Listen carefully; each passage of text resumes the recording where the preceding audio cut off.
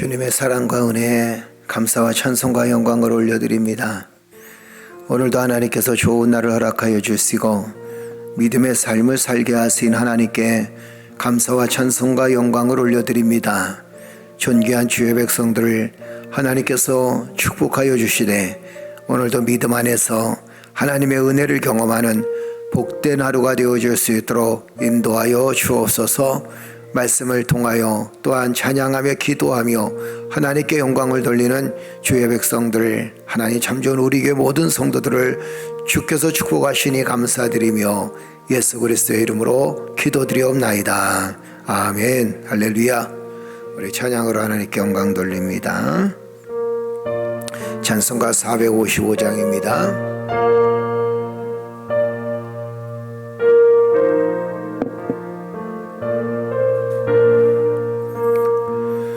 주님의 마음을 본받는 자, 그 마음의 평강이 찾아오면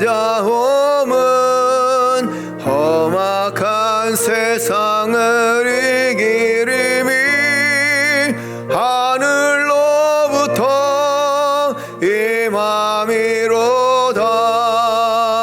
주님의 마음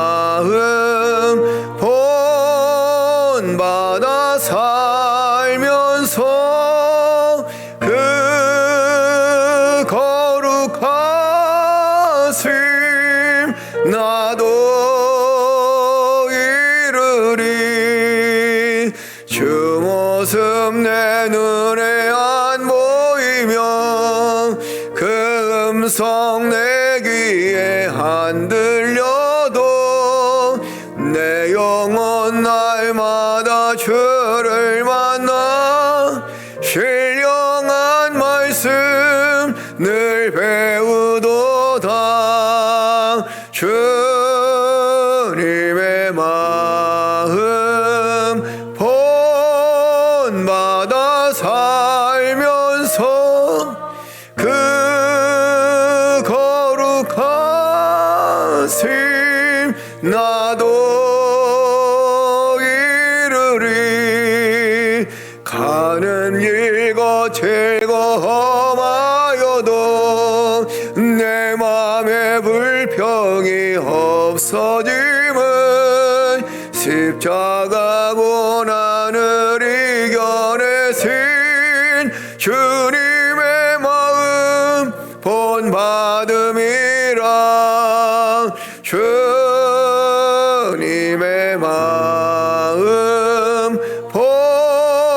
본받아 살면서 그 거룩하심 나도 이루리. 주 예수 세상에 다시오실 그날의 무성도 변화하여 주의 내 빛나는 그 영상을 다 함께 보며 주 찬양하리. 주님의 마음 본받아 살면서 그 거룩하심 나도 이루리. 할렐루야. 우리 하나님의 귀한 말씀은 고린도전서 11장 2절에서 16절까지 말씀입니다.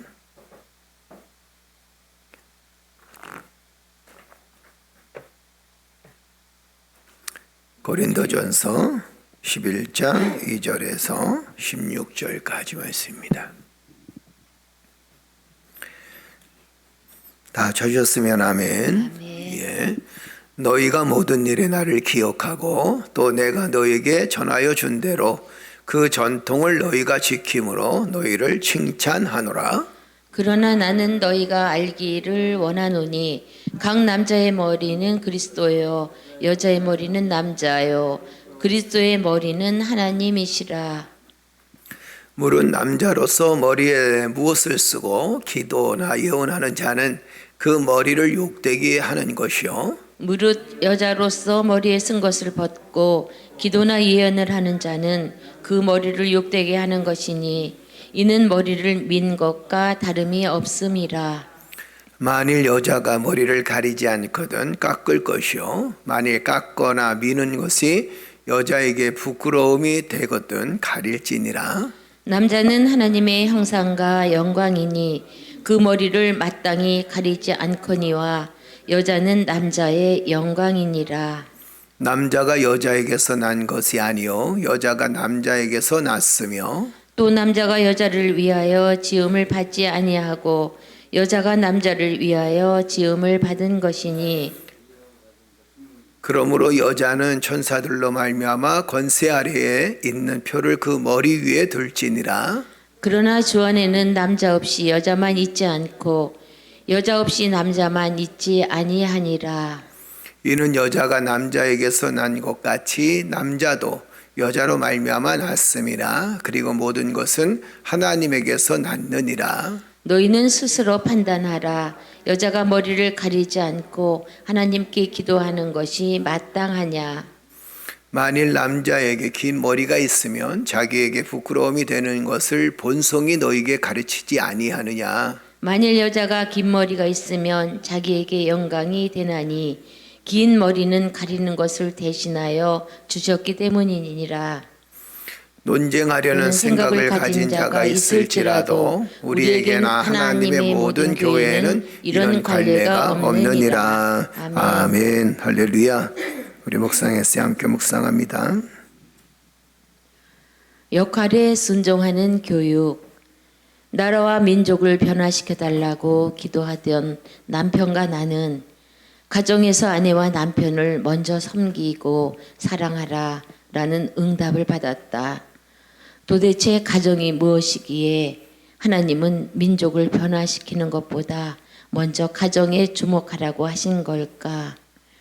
우리는 유대인들에 대해 연구하면서 그 답을 찾을 수 있었다. 유대인을 생각하면 그들의 특별한 교육 방식이 떠오른다.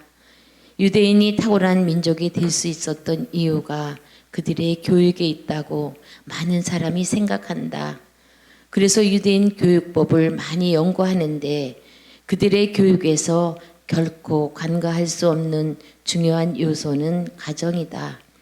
그들은 학교에서 선생님이 학생을 가르치는 것 못지않게 가정에서 부모가 자녀를 가르치는 것을 중요하게 여겨왔다. 그들은 가정에서 제일 먼저 순종을 가르친다. 범사에 순종하는 부모를 보고 자란 자녀들은 하나님 말씀에 순종하고 권위에 순복하기가 훨씬 쉬워진다.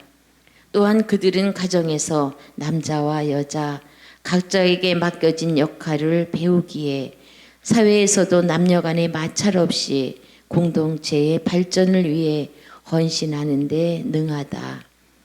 마지막 시대의 사람들은 하나님이 삶의 기준으로 주신 성경 말씀을 버린다. 불법이 보편화된다. 이런 현상의 중심에는 순종하지 않는 문화가 자리 잡고 있다. 자녀가 시대의 풍조에 물들이지 않고 경건한 세대로 성장하려면 부모가 먼저 말씀의 원리대로 살아가는 모범을 보여야 할 것이다. 아멘. 아멘. 우리가 순종하는 것이 또 순종을 가리키는 것이 굉장히 또 어려웠고 더 중요한 건 뭐냐면 이 순종을 가리키려고 하지 않는다는 게 이게 참 큰 문제입니다. 교회에서 순종을 강조하면 목사님 이제는 교회가 구시대 사람들이 아닙니다. 신시대 사람입니다. 순종보다는 자율이 중요합니다. 이렇게 얘기하시는 분들이 꽤 많아졌고 또 요즘 젊은 세대들을 보게 되면 하나님 말씀에 무조건 순종한다라는 것은 이해하지 못할 때가 참 많이 있습니다. 그런데 이 순종이 이루어지지 않음으로 인해서 결국에는 이 가정의 질서가 파괴되어지고 또 순종이 이어지지 않음으로 인해서 하나님 나라의 질서가 파괴되어진다는 걸 우리 너무도 참 잘 알고 있잖아요. 그죠? 가정에 만약에 순종이 없으면 어떻게 부모가 자녀를 기르겠으며 또 어떻게 위기의 질서가 세워질 수 있겠나요? 그리고 교회에서도 역시 마찬가지거든요. 순종하지 않으면 순종이 없으면 교회는 결코 질서적이지 않습니다. 그러니까 순종이 있으면 굉장히 질서적인데 그러나 순종이 없으면 교회가 굉장히 비질서적이고 또 교회가 굉장히 혼란을 겪게 됩니다. 그런데 그 순종을 자녀들이 순종을 어디에서 배우느냐, 누구에게서 배우느냐, 사실 부모에게서 배운다라는 거예요. 그러니까 아무리 세대가 변화되어지고 또 아무리 세대가 바뀐다 할지라도 부모가 부모로서 하나님 앞에 올바른 순종의 삶을 살게 되면 그리고 또 윗어른들의 말씀에 순종하는 삶을 살게 되면 자녀들은 그 모습을 그대로 본받을 수밖에 없다라는 거죠. 그래서 물론 세상의 풍조와 그 다음에 또 부모의 순종하는 모습에서 갈등할 수는 있겠지만 그러나 아이들은 알고 있습니다. 어떤 것이 진리고 어떤 것이 우리의 삶에 큰 유익이 되는지를 알고 있거든요. 그래서 나중에는 결국에는 순종하는 부모의 순종의 모습을 그대로 닮아가게 되고 그 순종함으로 인해서 다시 이 사회적 질서가 유지되어지고 가정의 질서가 유지되어진다라는 사실을 우리는 항상 기억해야 될 줄로 믿습니다. 이 탈무드는 여러분들 잘 알다시피 유대인에게는 굉장히 삶의 어떤 지침서, 모범서라 그러죠. 그렇죠? 그런데 그 탈무드에서 가장 강조하는 게 뭐냐면 순종입니다. 하나님에 대한 순종, 그 다음에 또 윗 어른에 대한 순종, 위계 질서에 대한 순종, 그리고 또 우리보다 더 권위에 대한 순종, 이런 것들 순종을 배우면서 또 순종을 가르치면서 이것이 바로 이 사회를 이끌어 나가고 믿음을 이끌어 나갈 수 있는 힘이 되어진다라는 사실을 이야기해 주고 있죠. 그래서 물론 순종이라는 그 말 자체가 어떤 때는 뭐 구시대적인 유물, 구시대적인 단어 이렇게 생각되어질 때가 점점 더 가까워지고 있습니다. 그렇지만 우리는 항상 하나님의 말씀에 순종하며 또 순종하는 삶을 살아가야 될 줄로 믿습니다. 오늘 본 말씀 보게 되면 질서와 조화에 순종하는 성숙한 성도다 그랬어요. 여러분, 교회는 이 성숙한 성도들이 있어야 됩니다. 성숙하지 못한 성도들이 있으면 교회는 항상 분란을 일으킬 수밖에 없고 또 아무것도 할 수가 없어요. 그러니까 성숙한 성도가 있기 위해서는 두 가지가 반드시 있어야 됩니다. 아니, 오늘 본 말씀 보게 되니까 한 세 가지 정도 나오네요. 첫째는 뭐냐면 질서가 있어야 된다라는 겁니다. 이 질서는 그 교회가 성장하고 성숙한 교회가 되기 위해서는 항상 교회 안에 질서가 있어야 돼요. 그 질서를 잘 유지할 수 있어야 돼요.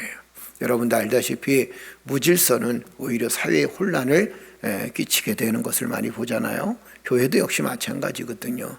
이 질서가 없으면 결국에는 교회는 혼란을 겪을 수밖에 없고 또 질서가 무너지게 되면 교회는 사단의 밥이 될 수밖에 없습니다. 그래서 이 교회의 질서가 굉장히 중요하다라는 사실을 우리가 깨닫게 되어지고, 둘째는 모든 사람들이 질서를 중요시 여기면서 함께 조화를 이루어 나가야 된다라는 거예요. 그러니까 이 조화라는 건 굉장히 중요합니다. 뭐 윗사람이나 아랫사람이나 또 목회자나 성도들이나 뭐 나는 이쪽에서 군림한다 이런 얘기들이 아니라 질서는 유지하되 서로가 서로에게 조화를 잘 이루어 나가서 서로가 서로를 보완해 줄 수 있는 그런 모습들이 결국엔 성숙한 교회의 모습이다라는 사실을 깨닫게 되어지고, 세 번째는 뭐냐면 좋은 전통이 있어야 됩니다. 그리고 그 전통을 이어받을 수 있어야 된다라는 거예요. 우리가 2절 한번 읽어볼까요? 2절 다 같이 읽겠습니다.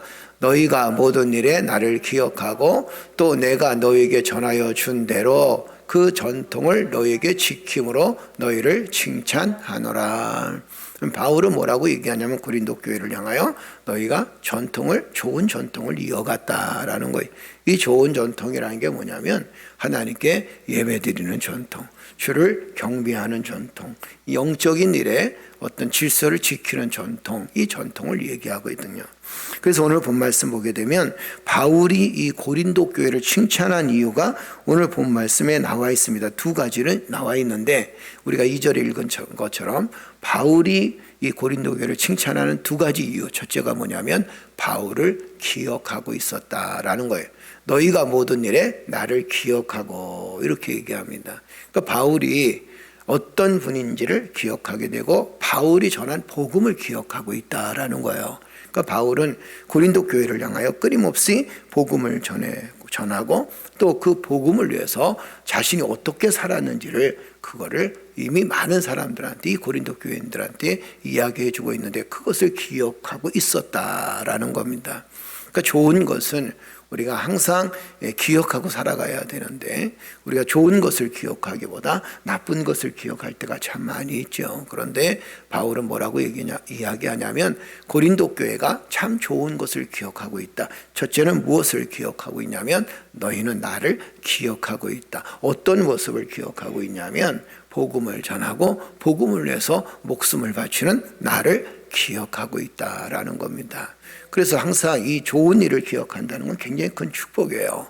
그리고 또 복음을 위해서 애쓰고 수고하는 그 모습들을 기억한다는 건 굉장히 큰 축복입니다. 그러니까 우리는 항상 어떤 기억을 갖고 있어야 되냐면 항상 복음을 기억해야 되고 또 복음 안에서 좋은 일들을 기억하고 살아가야 될 줄로 믿습니다. 그래서 하나님께 기도할 때 하나님 우리가 항상 좋은 기억을 그 다음에 또 좋은 생각을 할 수 있도록 은혜를 베풀어 주옵소서. 아울러서 내가 다른 사람들한테 좋은 기억으로 남을 수 있는 믿음의 사람이 되어줄 수 있도록 축복해 주옵소서. 만나는 사람들에게 그리고 또 같은 공동체 그리고 믿음의 사람들에게 항상 좋은 기억으로 남을 수 있도록 은혜를 베풀어 주옵소서. 할렐루야. 바울은 이 자기를 기억하고 있었던 이 고린도 교회를 칭찬합니다. 복음을 기억하고 있었다라는 거죠. 두 번째는 무엇을 칭찬하냐면 바울이 전하여 준 전통을 지키는 그 모습을 보면서 고린도 교회를 칭찬했다 이렇게 표현합니다. 자, 전통이라는 게 뭐라 그랬어요? 전통은 좋은 것은 지켜야 돼. 할렐루야. 그렇죠. 나쁜 전통은 버려야 됩니다. 전통이니까 이거 해야 된다. 전통이니까 우리가 이걸 이어가야 된다. 예, 전통을 지키는 건 굉장히 중요합니다. 그러나 그 전통이 좋은 것인가? 윤리적으로, 도덕적으로, 문화적으로 굉장히 좋은 것인가? 더 좋은 전통은 뭐냐면 영적인 일에 영향을 끼칠 수 있는 건가? 영적인 일에 좋은 영향을 끼칠 수 있는 일들이 전통입니다. 할렐루야. 그러니까 우리의 가정도 좋은 전통이 있어야 돼요. 그 전통이 뭐냐면 영적인 일에 좋은 교훈을 남겨줄 수 있는 전통이 있어야 된다는 겁니다. 교회도 전통이 있어야 돼요. 여러분, 교회가 오래될수록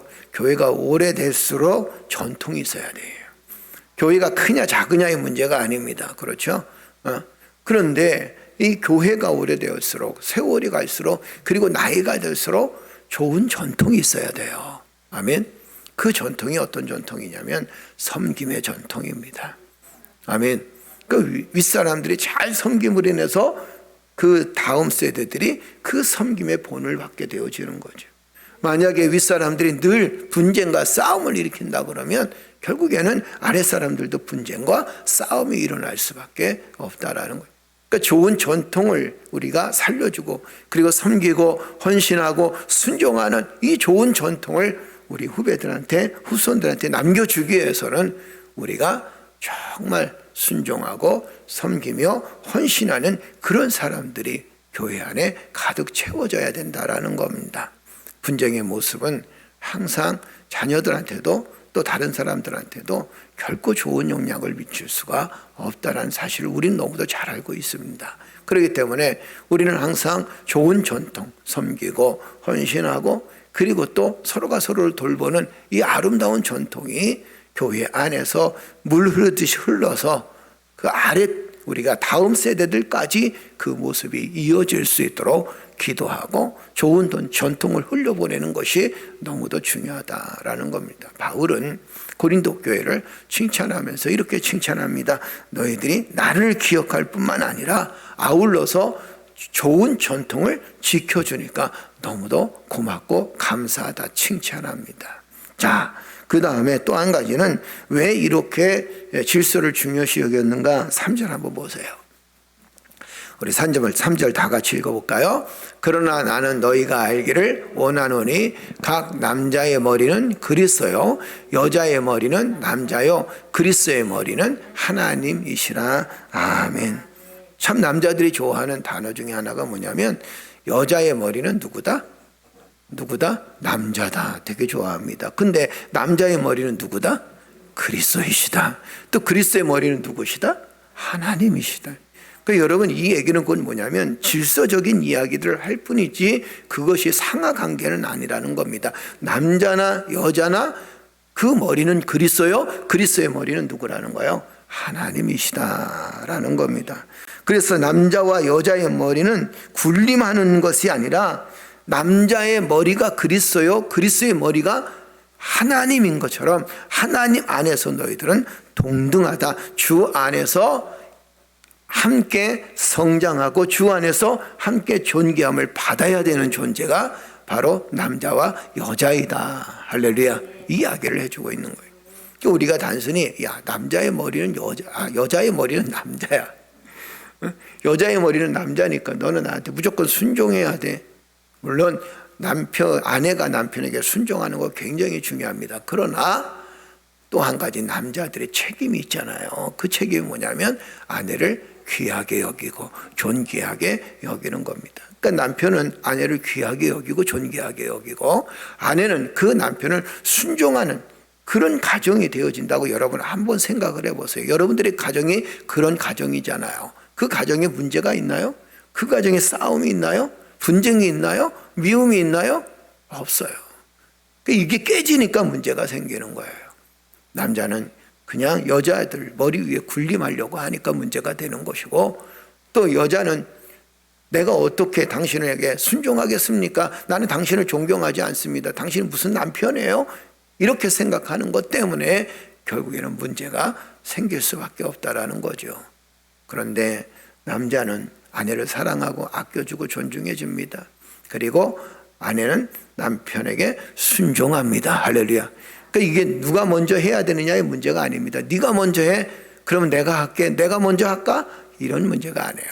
이것은 누구의 명령이었어요? 하나님의 명령이었어요.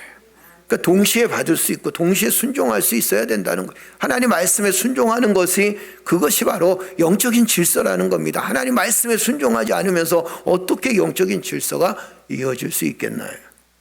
그래서 우리는 항상 이 질서에 순종하는 삶을 살아가야 될 줄로 믿습니다. 자, 그 이유가 뭐냐면, 이렇게 남자는 여자가 필요하고 여자는 남자가 필요한 가장 큰 이유가 뭐냐면, 모두 다 누구에게서 났기 때문에? 하나님에게서 나왔기 때문이다라는 겁니다. 남자도 누구에게서 나왔어요? 하나님에게서 나왔어요. 여자도 누구에게서 나왔어요? 하나님에게서 나왔어요. 아멘. 그러니까 남자나 여자나, 남자냐 여자냐가 중요한 게 아니에요. 그것은 어떤 성적인 구별일 뿐이지 그것이 존재의, 그 다음에 지위의 문제는 아니었다라는 겁니다. 자, 그 다음에 또 한 가지는 13절 한번 읽어볼까요?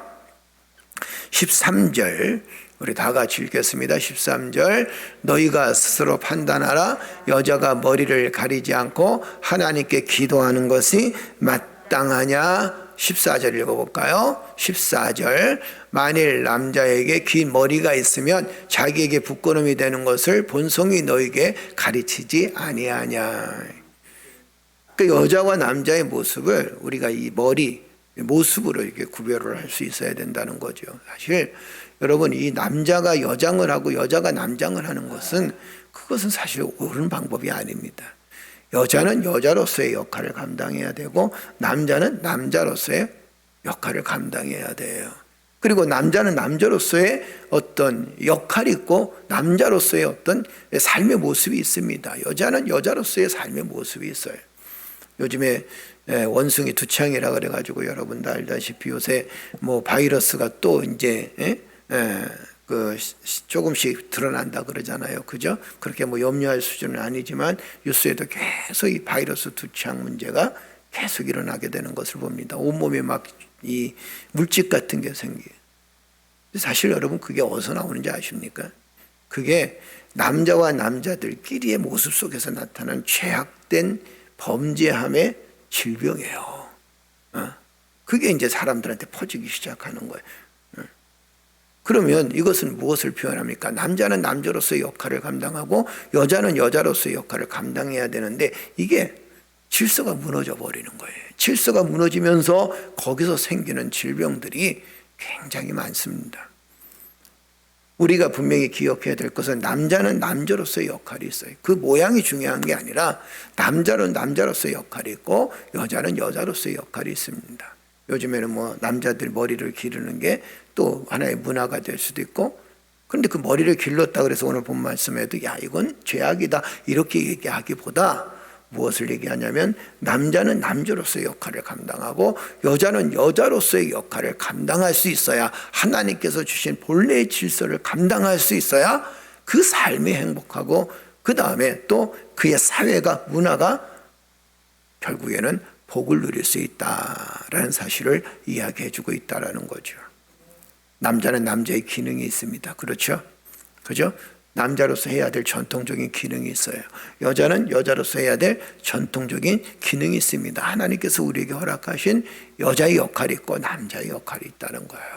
이 역할을 잘 감당해야 된다는 겁니다. 그러기 위해서 스스로 판단하라는 것은 뭘 얘기하냐면, 내가 지금 어떤 길을 가고 있는가를 스스로 판단할 수 있어야 된다는 거예요.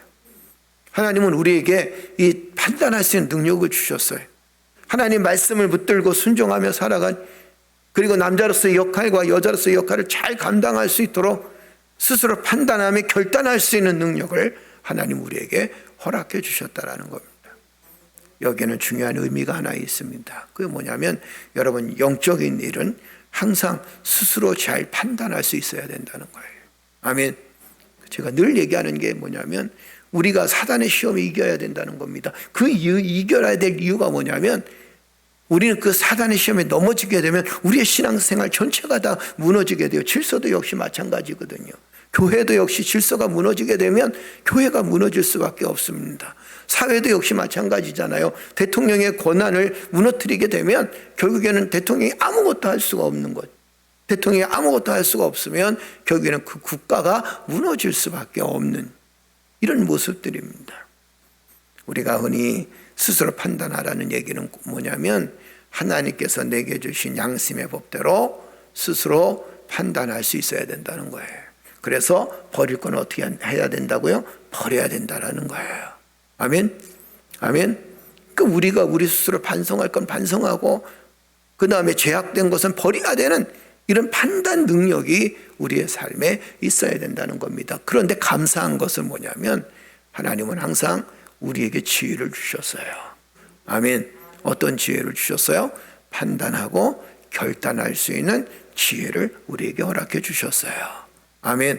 그래서 우리는 성령의 능력을 붙들고 그리고 또 내가 정말 죄악에 있는지 내가 선한 사업을 하고 있는지 악한 싸움을 하고 있는지 아니면 선한 싸움을 하고 있는지 내가 하나님께서 기뻐하는 일을 하고 있는지 아니면 하나님께서 기뻐하지 않는 일을 하고 있는지를 스스로 판단해서 버릴 건 버리고 취할 건 취하고 할렐루야. 그리고 정말 좋은 사역을 내가 정말 좋은 질서를 지키며 하나님 말씀에 순종하는 그런 삶을 살고 있다면 우리는 그 일에 스스로 판단해서 그 일에 최선을 다하는 그런 삶을 살아가는 그 모습이 결국에는 질서와 아울러서 조화를 이루는 그리고 순종하는 삶을 살아가는 믿음의 사람이 되어진다라는 사실을 기억하는 성도들 되어지기를 주의 이름으로 축복합니다. 자, 스스로 판단하게 되면 16절 한번 보세요. 16절 한번 읽어볼까요? 16절 우리 다 같이 읽겠습니다. 논쟁하려는 생각을 가진 자가 있을지라도 우리에게나 하나님의 모든 교회에는 이런 관례가 없느니라. 자, 남자의 이야기, 여자의 이야기 여기에 대해서 서로 논쟁하려고 하는 여러 가지 이유가 있겠지만 그러나 논쟁하지 말라는 거예요. 논쟁은 무의미하다는 겁니다. 하나님의 말씀은요, 논쟁거리가 아닙니다. 하나님의 말씀은 논쟁하느냐, 이 말씀이 옳으냐, 안 옳으냐, 이런 게 아니에요. 하나님의 말씀은 순종입니다. 아멘. 왜요? 말씀이 진리니까. 여러분, 진리는 순종해야 되잖아요. 그죠? 비진리는 순종할 필요가 없습니다. 논쟁할 이유도 충분히 있습니다. 그러나 하나님의 말씀은 진리입니다. 진리이기 때문에 논쟁할 여지가 있는 게 아닙니다. 우리가 말씀 안에서 스스로 판단하고 말씀 안에서 순종하는 삶을 살아가는 이 모습 통해서 우리가 볼 수 있는 게 뭐냐면 우리는 논쟁하는 것이 아니라 하나님의 말씀에 순종하는 거예요. 질서에 순종하고 그리고 조화로운 삶을 살기 위해서 하나님의 말씀에 순종하는 그런 삶이 조화로운 삶이고 그런 삶이 교회를 든든히 세우고 그런 삶이 우리의 가정을 든든히 세우고 그런 삶이 이 사회와 문화를 든든히 세워줄 수 있다라는 겁니다. 오늘 말씀의 결론을 드립니다. 사랑하는 성도 여러분, 하나님은 질서의 하나님이시라 그러잖아요. 그죠? 또 하나님께서는 우리를 조화로운 성도들이 되어지기를 원하고 있습니다.